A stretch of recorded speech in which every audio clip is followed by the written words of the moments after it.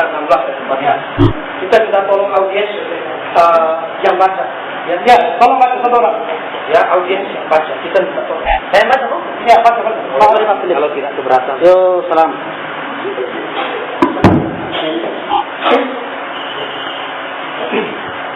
Ayat 14 loh. 16 itu 14.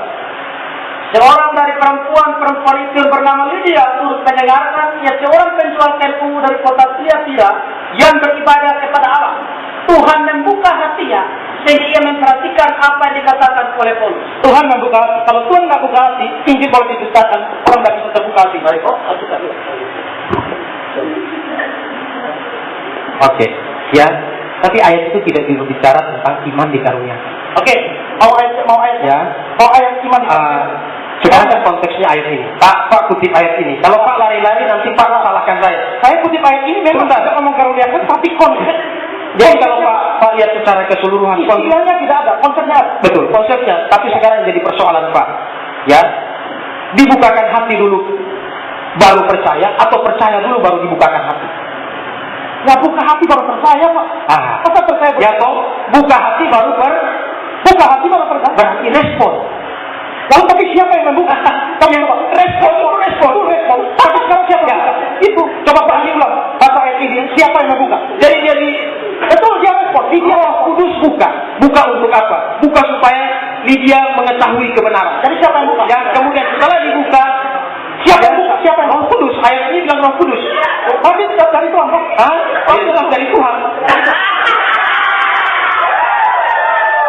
Dari Tuhan. Saya tidak mengatakan bahwa ya itu kasih karunia. Jadi respon bisa ada dan itu bukan maka saya tanya Pak Esra tadi. Ya toh, percaya dulu baru dibukakan atau dibukakan dulu baru percaya? Dibukakan baru percaya.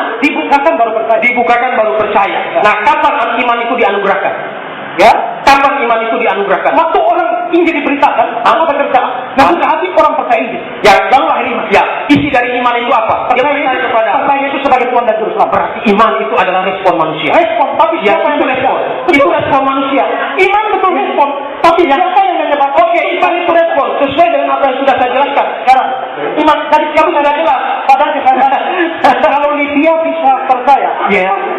Itu respon kan? Kalau Lydia bisa percaya, itu respon kan? Betul. Sekarang siapa yang menyebabkan Lydia bisa berespon? Ya, siap. Pertanyaannya begini. Ya. Siapa yang menyebabkan Lydia bisa berespon? Siapa yang menyebabkan Lydia bisa? Ya. Yang Lydia percaya. Ya, bagaimana? Tapi ini Allah bukakan kebenaran, Allah lalu Lydia respon. Allah bukakan kebenaran. Kan ya, tanya Pak, kalau Allah tidak bukakan kebenaran bisa nggak? Kalau Allah tidak bukakan kebenaran tidak bisa. Jelas tidak bisa. Tetapi itu bukan berarti iman dikaruniakan. Iya, ini persoalan terbesar di situ. Oke. Sekarang saya kasih ayat lain. Silakan. Ayat lain. Pak Adi tolong baca Filipi 1 ayat 29.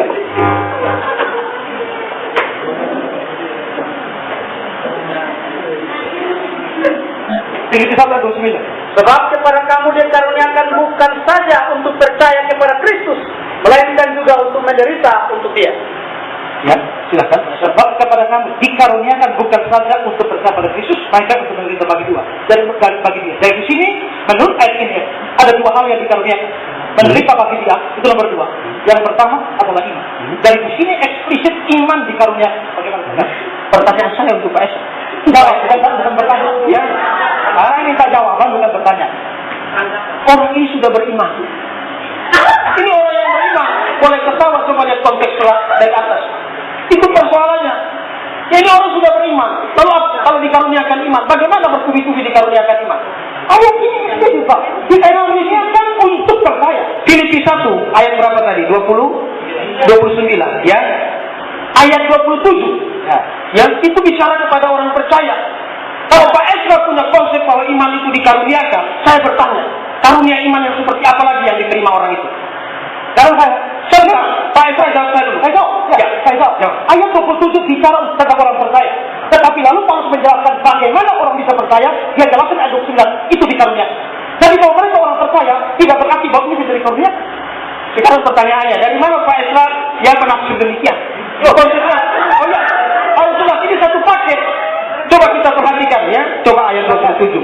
Hanya hendaklah hidupmu berpadangan dengan Injil Kristus. Ya, berarti ini orang sudah diselamatkan. Ya. Lanjut. Ya, dan apabila aku tidak datang, aku mendengar bahwa kamu teguh berdiri dalam satu roh dan sehati sejiwa, berjuang untuk iman yang timbul dari berita Injil. Ya, iman yang timbul dari berita Injil.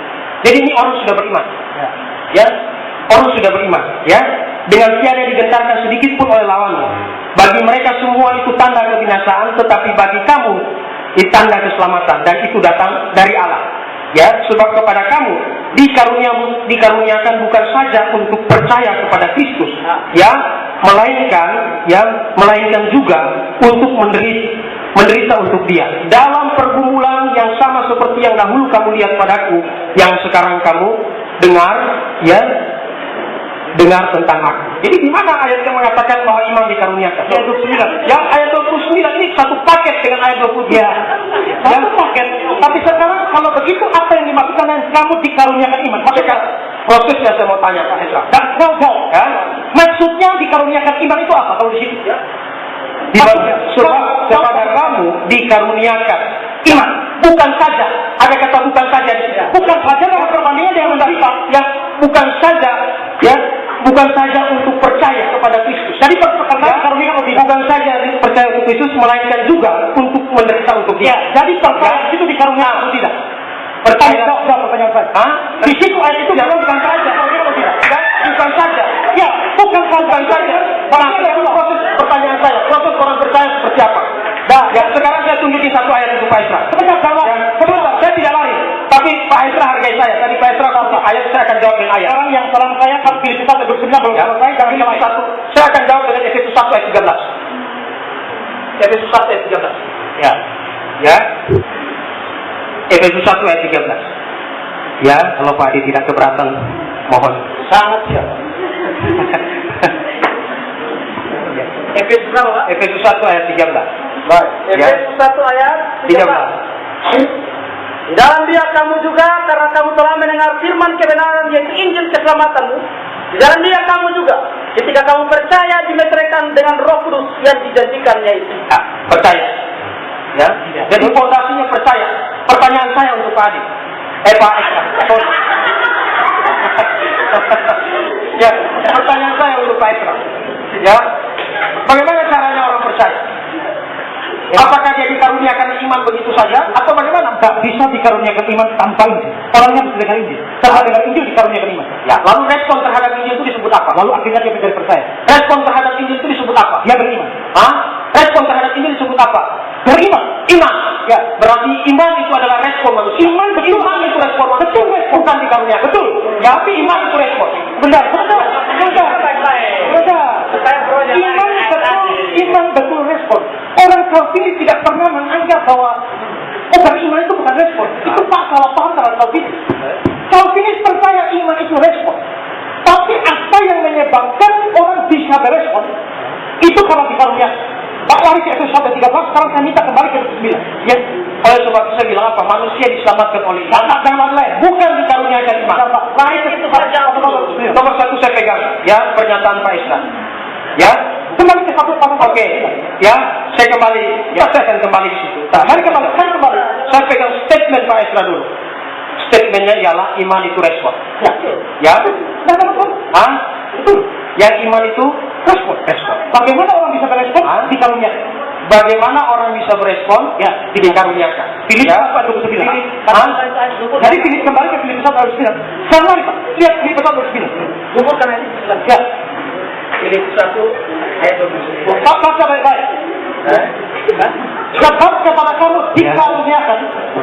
Atau saudara ya, kalau saudara mengerti bahasa Indonesia, bukan saja untuk percaya, itu kata yang dibicarakan ini dua. Bukan hanya percaya, tapi juga menderita. Kalau uang menderita dari sini, kepada kamu dikaruniakan untuk percaya. Kalau itu Pak Adi tidak sesuatu apa tadi Yesus, sekarang kasih tahu saya. Sebab kepada kamu dikaruniakan bukan saja untuk percaya. Jadi dikaruniakan statement pertama nomor 1 begini. Tadi Pak Esra setuju, ya, bahwa ya iman itu respon. Ya. Ya. Nah, persoalan utamanya yang Pak Esra mau tanya ke saya apa?